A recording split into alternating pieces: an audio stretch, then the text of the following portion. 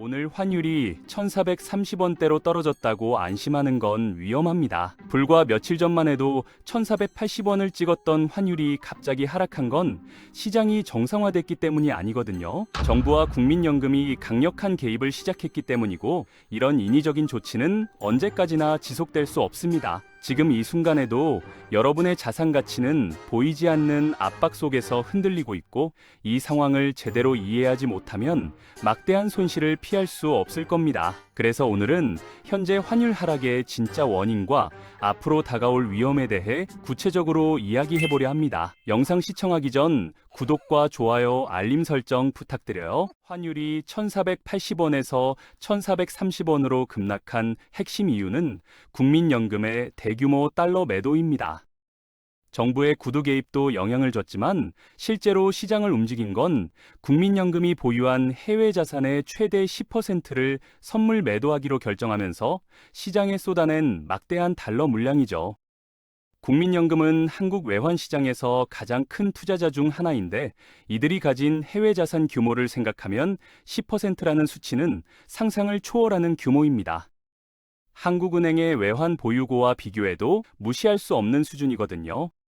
여기서 중요한 건 국민연금이 환해지를 재개했다는 사실 자체가 역설적으로 상황이 심각하다는 증거라는 점입니다. 수익률을 최우선으로 추구해야 하는 연기금이 손해를 감수하면서까지 달러를 매도한다는 건 환율 급등을 더 이상 방치할 수 없을 만큼 위기 상황이라는 뜻이거든요. 시장 전체의 붕괴를 막기 위한 최후의 수단을 꺼내든 겁니다. 결국 지금의 환율 하락은 시장의 펀더멘털이 개선돼서 나타난 자연스러운 현상이 아니라 거대 기관의 인위적인 개입으로 만들어진 일시적인 현상이라고 봐야 합니다. 문제는 이런 인위적인 공급에는 명확한 한계가 있다는 겁니다. 국민연금이 매도할 수 있는 달러 물량이 바닥나거나 전략을 수정하는 순간 환율은 이전보다 훨씬 더 가파르게 상승할 수밖에 없어요. 노후를 준비해야 하는 입장에서 이 상황은 매우 위험한 신호죠.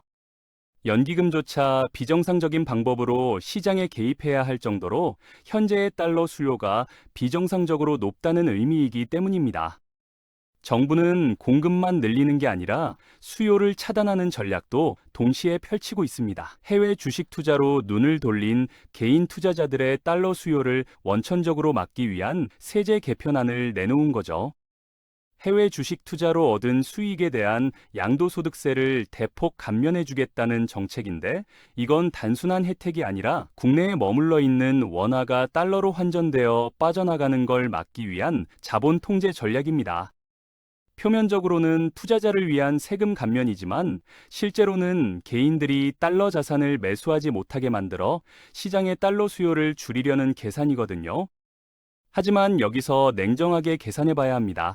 몇 퍼센트의 세금을 아끼기 위해 달러 자산을 포기하고 국내 시장으로 돌아오는 게 장기적으로 여러분의 자산을 지키는 길일까요? 환율이 상승할 때 얻을 수 있는 환차익과 달러라는 안전자산이 주는 가치는 세금 혜택보다 훨씬 클 수 있습니다. 정부의 의도는 명확합니다. 개인이 달러를 사지 않게 만들어 시장의 달러 수요를 줄이고, 이를 통해 환율을 인위적으로 낮게 유지하려는 거죠. 문제는 이런 방식이 시장의 근본적인 문제를 해결하는 게 아니라 임시 방편으로 투자자들의 선택권을 제한하는 형태라는 점입니다. 나이가 들수록 국가의 정책이 개인의 이익과 항상 일치하지 않는다는 걸 경험으로 알게 됩니다. 지금 당장 세금이 아까워 달러를 포기했다가 나중에 환율이 1,500원을 넘어서면 그때 느낄 상대적 박탈감은 누가 보상해 줄 수 있겠습니까? 정책의 달콤한 포장 뒤에 숨겨진 진짜 의도를 먼저 파악하는 게 중요한 시점입니다. 공급과 수요 양쪽에서 가해지는 압박 덕분에 환율은 1,430원대를 기록했습니다. 하지만 이 숫자가 시장이 받아들일 수 있는 안정적인 균형점인지는 의문입니다. 불과 며칠 사이 1,480원을 넘나들던 환율이 1,430원까지 하락한 걸 두고 시장이 안정을 찾았다고 말하는 사람들이 많은데, 이번 급격한 하락은 오히려 향후 더 큰 변동성을 예고하는 신호일 수 있습니다. 50원 가까운 기록적인 낙폭은 원화의 가치가 스스로 회복된 결과가 아니라 정부의 고강도 구두 개입과 인위적인 수급 조절이 만들어낸 일시적인 결과이기 때문이죠. 정부는 시장의 투기적 수요를 근절하겠다며 연일 강경한 발언을 쏟아냈고 시장은 일단 그 기세에 눌려 숨을 죽인 상황입니다. 구두 개입이라는 건 말 그대로 외환 당국이 시장에 경고 메시지를 보내 심리적인 압박을 가하는 시도일 뿐이에요. 이런 방식은 단기적인 효과는 있을지 몰라도 달러 강세라는 거대한 글로벌 흐름 자체를 거스르기에는 명백한 한계가 있습니다. 실제로 과거 사례를 보면 당국의 강력한 개입 이후 나타나는 일시적인 환율 하락은 더 큰 상승을 위한 준비 과정이었던 경우가 많았습니다. 경제의 펀더멘털이 뒷받침되지 않은 상태에서 인위적으로 눌러놓은 환율은 외부의 작은 충격에도 쉽게 깨질 수 있어요. 지금의 1,430원이 바닥인 것처럼 느껴져 안심하고 자산 관리에 소홀해지는 순간이 가장 위험한 때입니다. 시장은 이미 알고 있습니다. 정부가 쓸 수 있는 카드는 한정되어 있고 미국 연준의 태도가 변하지 않는 한 원화의 약세 흐름을 완전히 되돌리는 건 불가능에 가깝다는 걸 말이죠. 결국 지금의 하락은 우리에게 대비할 시간을 벌어준 것일 뿐 근본적인 위기가 사라졌다는 신호가 아니라는 점을 명심해야 합니다. 이런 불안정한 상황 속에서 우리나라만의 문제를 볼 게 아니라 다른 나라와 비교해 볼 필요가 있습니다. 일본 엔화와 유럽 유로화도 달러 강세의 압박을 받고 있지만 그들의 속사정을 들여다보면 우리 원화가 가진 구조적인 한계가 얼마나 심각한지 알 수 있거든요. 일본은 전 세계에서 손꼽히는 거대한 외환 보유고를 가졌을 뿐만 아니라 엔화 자체가 안전자산이라는 지위를 누리고 있습니다. 일본 중앙은행인 일본은행은 금리를 낮게 유지하면서도 시장의 흐름을 통제할 수 있는 거대한 자본력을 바탕으로 적극적인 시장 개입을 할 체력이 충분합니다.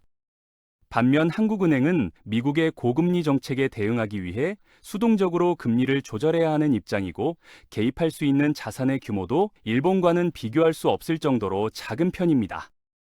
유로화 역시 유로존이라는 거대한 경제 공동체를 배경으로 달러와 맞설 수 있습니다.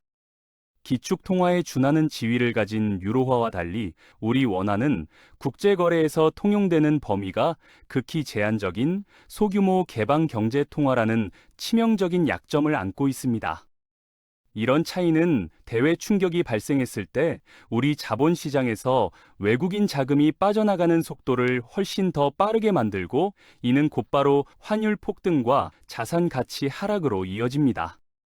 더 심각한 문제는 우리가 에너지와 원자재 대부분을 해외 수입에 의존하고 있다는 사실입니다. 수출로 먹고 사는 나라에서 환율이 오르면 기업에 유리할 거라는 막연한 기대는 이제 현실과 동떨어진 옛말이 됐어요. 달러 가치가 오를수록 원자재 수입 비용이 감당할 수 없을 만큼 증가하면서 기업의 수익성은 급격히 악화되고 이는 결국 물가 상승으로 이어져 실제 소득을 갉아먹는 결과로 돌아옵니다. 성숙한 투자자라면 이제 단순히 환율의 등락만 볼 게 아니라 우리 경제의 구조적 취약성을 냉정하게 인정해야 합니다.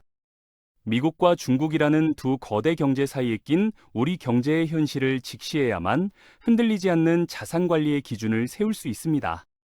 다른 나라는 괜찮은데 우리만 더 힘든 이유를 정확히 알아야 이 위기에서 살아남을 수 있는 방법을 찾을 수 있어요. 현재의 복잡한 환율 상황을 이해하기 위해서는 명확한 분석 기준이 필요합니다. 수년간의 데이터 분석을 통해 정립한 환율 예측 방법은 금리 차이와 경제 성장률, 그리고 정부 개입 강도를 종합적으로 보는 겁니다. 매일 쏟아지는 전문가들의 엇갈리는 전망 사이에서 길을 잃지 않으려면 우리만의 명확한 기준이 필요하거든요. 첫 번째 핵심은 미국 연준의 금리와 우리 코스피 성장률 사이의 격차를 파악하는 일입니다. 돈은 언제나 더 안전하면서도 더 높은 수익을 주는 곳으로 흐르는 게 시장의 기본 원리죠. 미국이 고금리를 유지하는 상황에서 삼성전자나 SK하이닉스 같은 우리 기업들의 성장이 정체된다면 달러는 빠져나갈 수밖에 없는 구조적인 문제를 안게 됩니다. 실제로 미국 연준이 금리를 높게 유지하겠다고 선언하는 동안 한국 증시의 성장률이 기대에 못 미치면 외국인 투자자들은 당연히 자금을 회수하게 되고 이는 환율 상승 압력으로 직결됩니다. 두 번째는 정부와 연기금이 행사하는 인위적인 개입의 강도를 측정하는 겁니다. 개입은 일시적으로 흐름을 바꿀 수는 있지만 거대한 시장의 방향 자체를 완전히 막지는 못해요. 국민연금의 환해지나 정부의 세제 혜택이 시장의 실질적인 달러 수요를 얼마나 억제하고 있는지 냉철하게 계산해야 합니다. 예를 들어 국민연금이 환해지로 시장에 공급한 달러 물량이 얼마나 되는지, 이게 얼마나 지속 가능한지를 파악하는 거죠. 세 번째는 이 모든 요소가 결합해서 만들어내는 시장의 심리적 임계점입니다. 분석 결과가 위험 수위를 가리키고 있다면 지금 우리가 보고 있는 1430원이라는 숫자는 언제든 무너질 수 있는 불안정한 지점이에요. 이 세 가지 요소가 서로 어긋나기 시작하는 순간 환율은 우리가 예상하지 못한 속도로 1,500원 선을 향해 움직일 가능성이 매우 큽니다. 자산의 규모가 커질수록 우리는 감이 아닌 정교한 분석에 의존해야만 소중한 재산을 지킬 수 있습니다.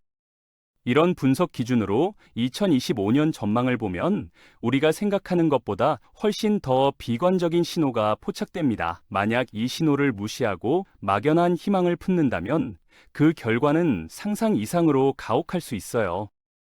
특히 은퇴를 준비하거나 대규모 자산을 운용하는 분들에게는 단 한 번의 판단 실수가 회복 불가능한 타격으로 이어질 수 있기 때문입니다.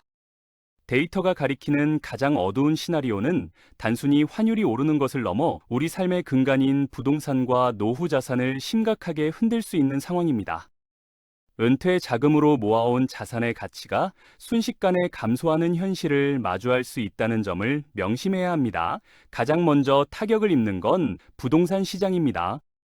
고환율을 잡기 위해 중앙은행이 금리를 계속 높게 유지하거나 추가 인상을 단행한다면 대출을 받아 마련한 주택의 가치는 하락 압박을 받게 됩니다.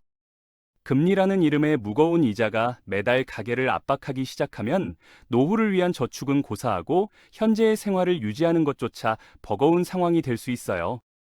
더 우려스러운 상황은 정부와 연기금의 개입이 끝난 뒤에 찾아올 반등입니다. 인위적으로 눌러놓았던 압력이 폭발하며 환율이 이전 고점을 돌파해 순식간에 1,500원 중반까지 치솟는 극단적인 상황이 발생할 경우 우리는 속수무책으로 당할 수밖에 없습니다. 국민연금의 환해지 물량이 바닥나고 외국인 투자자들이 자금을 대거 회수하는 순간이 바로 그 시작점이 될 겁니다.